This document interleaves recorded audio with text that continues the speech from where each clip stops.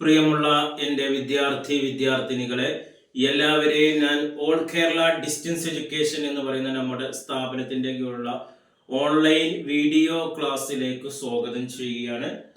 ഇന്ന് ഞാൻ നിങ്ങൾക്ക് മുമ്പിൽ പ്രസന്റ് ചെയ്യുന്നത് NS+2 കൊമേഴ്സിന്റെ business studies code number 319 new syllabus അനുസരിച്ചുള്ള ക്ലാസ് ആണ്.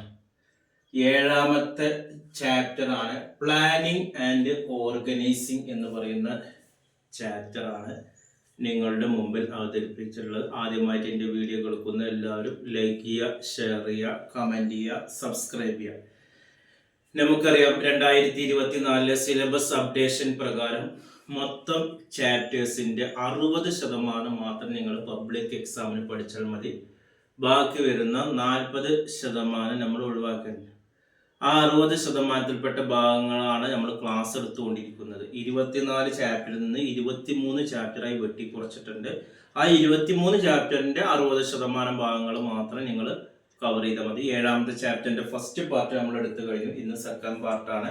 ഇനി ഇതിൽ വരുന്ന മൾട്ടിപ്പിൾ ചോയ്സ് ക്വസ്റ്റ്യൻ മറ്റൊരു പാർട്ടിൽ അവതരിപ്പിക്കും. കഴിഞ്ഞ വീഡിയോയിൽ നമ്മൾ എന്താണ് പ്ലാനിങ്, അതിന്റെ steps, process, different types of planning, ഇങ്ങനെയുള്ള കാര്യങ്ങളൊക്കെയാണ് നമ്മൾ പഠിച്ചിരുന്നത്. ഇന്ന് നമ്മൾ ഓർഗനൈസിങ്ങുമായി ബന്ധപ്പെട്ട കാര്യങ്ങളാണ്. മാനേജ്മെന്റിന്റെ 2ാമത്തെ ഫങ്ഷൻസ് ആണ് ഓർഗനൈസിങ് എന്ന പേരിൽ അറിയപ്പെടുന്നത്.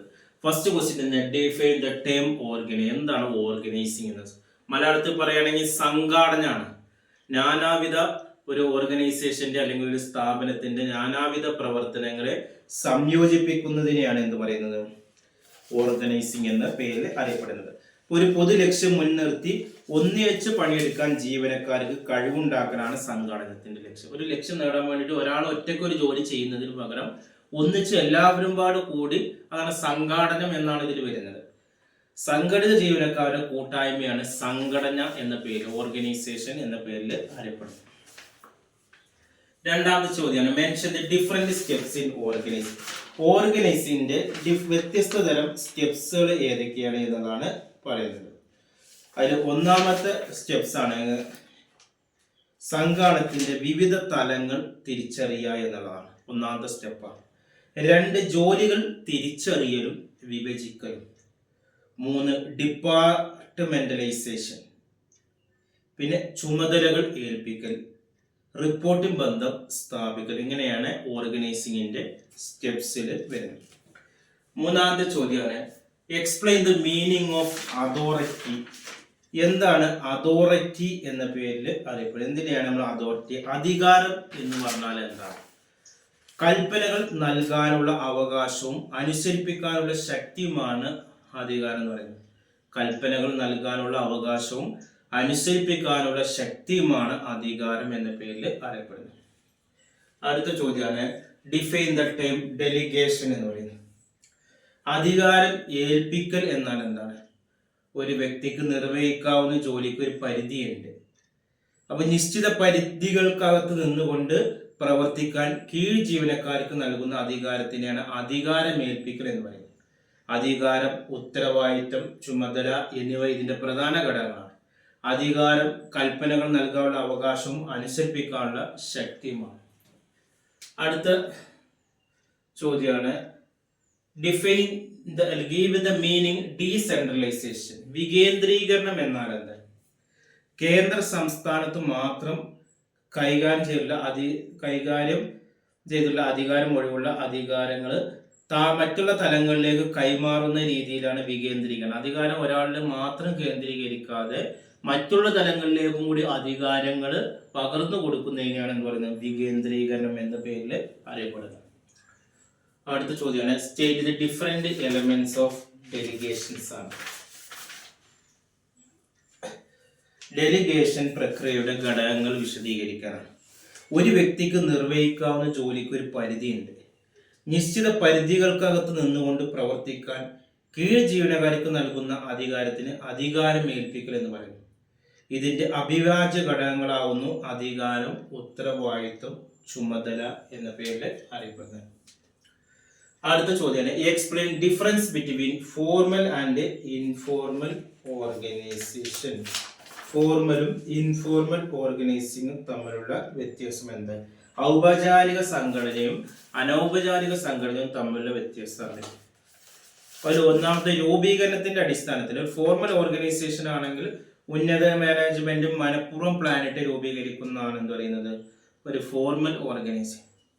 എന്നാൽ അനൗപചാരികപരമായിട്ട് സംഘടന ജീവനക്കാർക്കിടയിലെ സാമൂഹിക ആദാന പ്രദാനങ്ങളുടെ ഫലമായി രൂപം കൊണ്ടാണ് ഇൻഫോർമൽ ആയിട്ടുള്ള ഓർഗനൈസേഷൻ. പിന്നെ ഒരു ഫോർമൽ ഓർഗനൈസേഷന്റെ ഉദ്ദേശം എന്ന് പറഞ്ഞാൽ സ്ഥാപനത്തിൽ മുൻകൂട്ടി നിശ്ചയിച്ച ലക്ഷ്യം നേടാൻ വേണ്ടിയിട്ടാണ് എന്ത് പറയുന്നത് ഫോർമൽ ഓർഗനൈസേഷൻ രൂപീകരിക്കുന്നത്. ഇൻഫോർമൽ ഓർഗനൈസേഷൻ എന്ന് പറഞ്ഞാൽ ജീവനക്കാരുടെ സാമൂഹികവും സാംസ്കാരികപരമായ ആവശ്യങ്ങൾ നിറവേറ്റാനും പൊതു താല്പര്യം സംരക്ഷിക്കാനുമാണ് ഒരു ഇൻഫോർമൽ ഓർഗനൈസേഷൻ. പിന്നെ ഒരു ഫോർമൽ ഓർഗനൈസേഷന്റെ ഘടന എന്ന് പറഞ്ഞാൽ ജോലികളുടെയും പരസ്പര ബന്ധങ്ങളുടെയും സുനിശ്ചിതമായ ഒരു ഘടന ഇതിനുണ്ട്. ഒരു ഫോർമൽ ഓർഗനൈസേഷൻ ഉണ്ട്. ഇൻഫോർമൽ ഓർഗനൈസേഷൻ എന്ന് പറഞ്ഞാൽ വ്യക്തമായ ഒരു ഘടനയില്ല, പരസ്പര ബന്ധങ്ങളുടെ സങ്കീർണമായ ഒരു ശൃംഖലയാണ്. ഫോർമൽ ഓർഗനൈസേഷൻ എന്ന് പറഞ്ഞാൽ ഭയങ്കര സ്ട്രിക്റ്റ് ആണ്, അങ്ങേയറ്റം കർക്കശമാണ്. ഇൻഫോർമൽ ഓർഗനൈസേഷൻ എന്ന് പറഞ്ഞാൽ ഒരു അയഞ്ഞ രൂപത്തിലുള്ളതാണ്. ഫോർമൽ ഓർഗനൈസേഷൻ എന്ന് പറഞ്ഞാൽ ഔദ്യോഗികമായ ഒരു ആശയവിനിമയ സംവിധാനമുണ്ട്.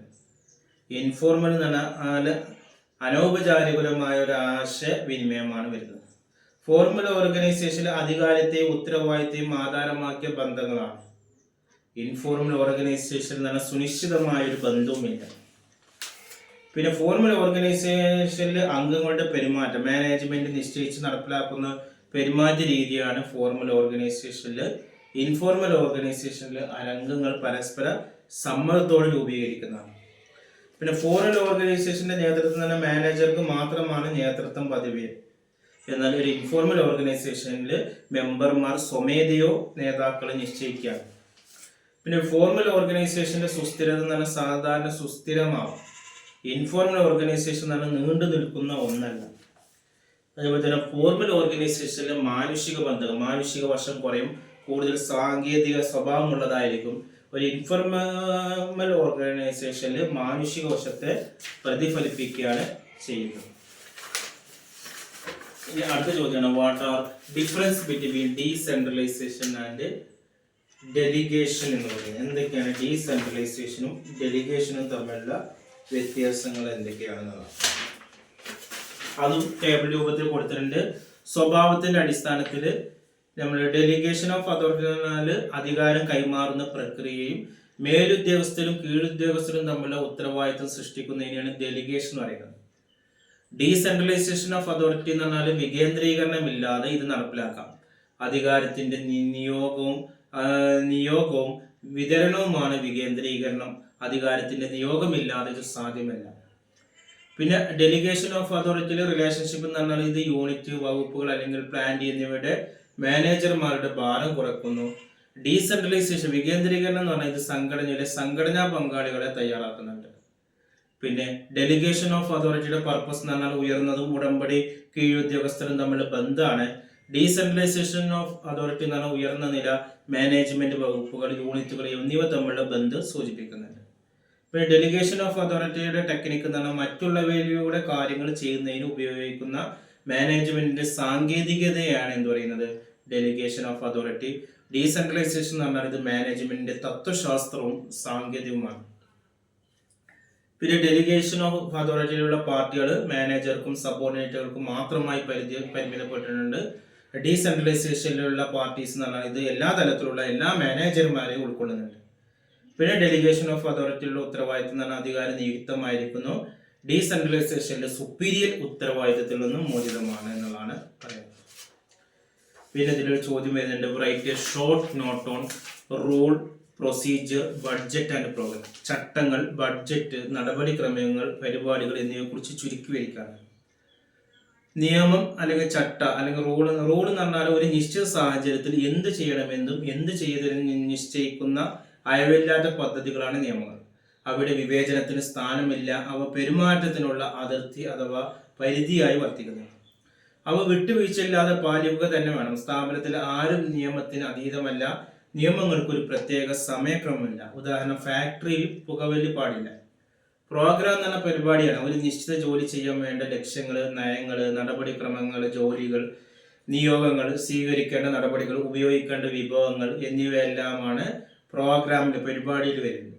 പിന്നെ വരുന്നതാണ് ബഡ്ജറ്റ്. പ്രതീക്ഷിക്കുന്ന ഫലങ്ങൾ സംഖ്യാരൂപത്തിൽ പ്രകടിപ്പിക്കുന്ന പ്രസ്താവനയാണ് ബഡ്ജറ്റ് എന്ന് പറയുന്നത്. പിന്നെ വരുന്നതാണ് പ്രൊസീജിയർ, നടപടിക്രമങ്ങൾ. സമയക്രമം അനുസരിച്ച് പരസ്പരം ബന്ധപ്പെട്ട ജോലികളുടെ പരമ്പര എന്നാണ് ടെറി നടപടിക്രമത്തെ നിർവഹിച്ചിട്ടുള്ളത്. ഒരു പ്രത്യേക സാഹചര്യത്തിൽ അനുവർത്തിക്കേണ്ട നിശ്ചിത പ്രവൃത്തികളാണ് നടപടികൾ. ഇനി ഇതിലെ ചോദ്യം വെച്ചിട്ടുണ്ട്, difference between rule and method. നിയമങ്ങളും രീതികളും തമ്മിലുള്ള വ്യത്യാസം ചോദിച്ചിട്ടുണ്ട്. നിയമങ്ങൾ എന്ന് പറഞ്ഞാൽ ചെയ്യരുതാത്തതും ചെയ്യാവുന്നതുമാണ് നിയമങ്ങൾ.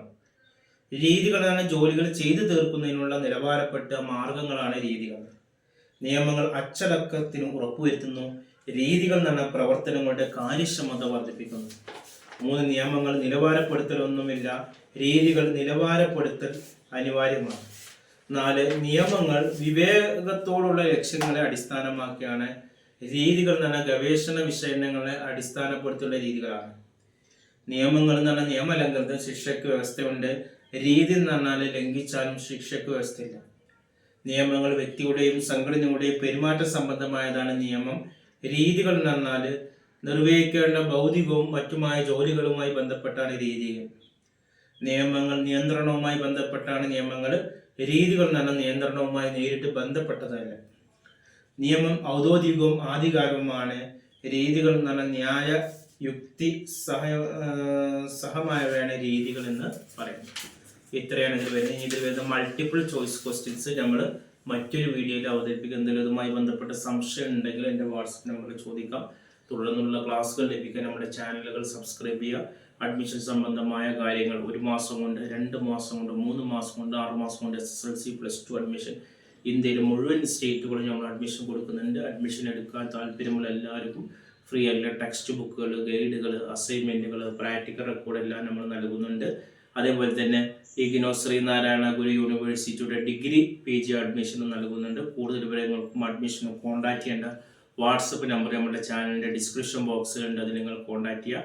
9037114679. Okay, thank you.